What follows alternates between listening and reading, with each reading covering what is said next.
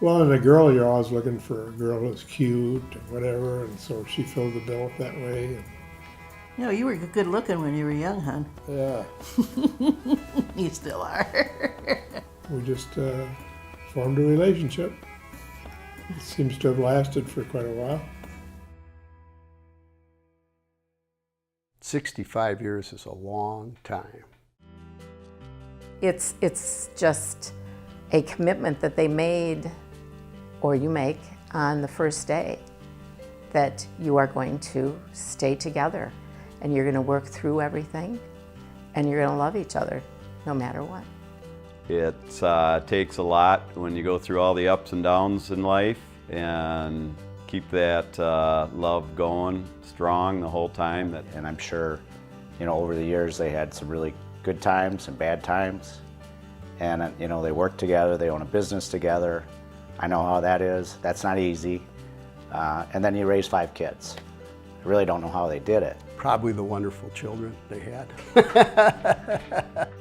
Dad has many, many different wonderful sides to him, and it takes a very special person to give up halftime of the Packer game to drive their son out to the interstate for 19 and leave him there to hitchhike up to Eau Claire to go back to college. And my father has told me many times, there's a lot of dads that wouldn't have taken you out to the interstate. So that's a soft spot in him that you just, you know, you probably didn't know about, that he's that touchy. When I bought a motorcycle, and Dad decided to ride that around the block. And I'll never forget him coming around the last turn, wobbling down the street. And when he got that back to the house, he couldn't wait to get off of that motorcycle. One of my favorite memories of my dad was fishing up at Buffalo Lake. We'd catch perch and bluegills, and part of that memory was when I had a nightcrawler business, and my dad would print out business cards for me. And being the entrepreneur that he was, you know, I had to have business cards also. You know, I was always Daddy's little girl, the only little girl. And so I always felt very special to him. But my favorite ones were when I was real little and my dad worked nights. And I would wake up in the morning and he would just be getting home from work. And he'd be sitting in the chair downstairs kind of unwinding, and I'd come up and I'd sit on his lap. And in his pocket was black licorice. I think I'm the only kid in the family that likes black licorice, but that was my love of it, and it was there for me. Ah, Mother. Mother was involved in everything. My favorite memory of my mom was her being my #1 fan through my wrestling career. If anyone had ever gone to any wrestling match, you could pick my mom out of the crowd. You're trying to not hear anything. But of course, with Mother, she always had the loudest voice in the stands.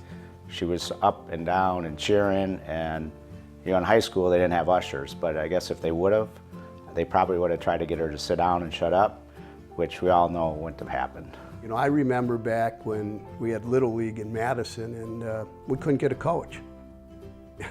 My mom steps up, our mom, to do it. And that's stuff that sticks with you. Mom was the soft one. You know, whenever you hurt, you went to Mom. Now let's talk about Mom's driving lessons. You were going to teach me. Well, Well, that didn't work out real good, as I recall. he took me out and we're coming back to our house. And our house had a tree right here in the driveway. And I'm pulling in, and he thinks I'm going to hit the tree. Well, in those days, the car, you could get your foot over there and put it on the brake, where my foot was already on the brake, slowing and that, and he jammed it. Hurt like heck. I was furious. The boys and I were outside, and we heard Mom yelling at Dad from a block away. and they pull into the driveway, and Mom runs into the house yelling at Dad and gets a frying pan. And she's chasing Dad around with this frying pan because the lesson just didn't go well. I never did hit him, but boy, I was mad. That was actually the only failed attempt at homicide in our relationship. And that was the last time he took me out driving. True, very true.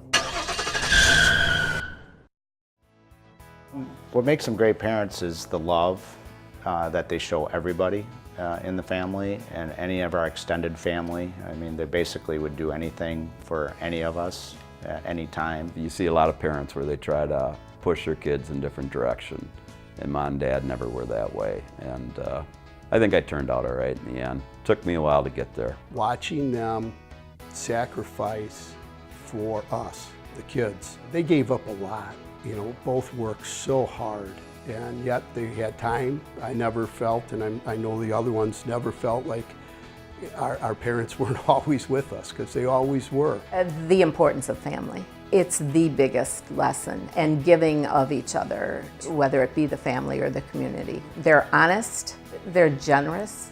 They always found time to help others. The family commitment, like Linda was talking about, you know, they would be the first to step in line to do whatever it took for anybody that came into their lives. So they're pretty special people. Mom and Dad, happy 65th anniversary. I'm very proud of you, and I love both of you. You know how much you are loved by us all, and I am so grateful that you did instill in us a love of family and a love of each other. Congratulations, Mom and Dad, on 65 years of marriage.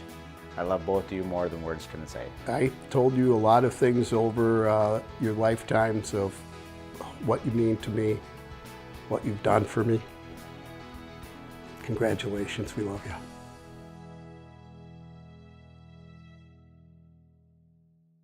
I would just say a message to the children. You know, you have to be kind to your children, because they're going to pick your nursing home someday.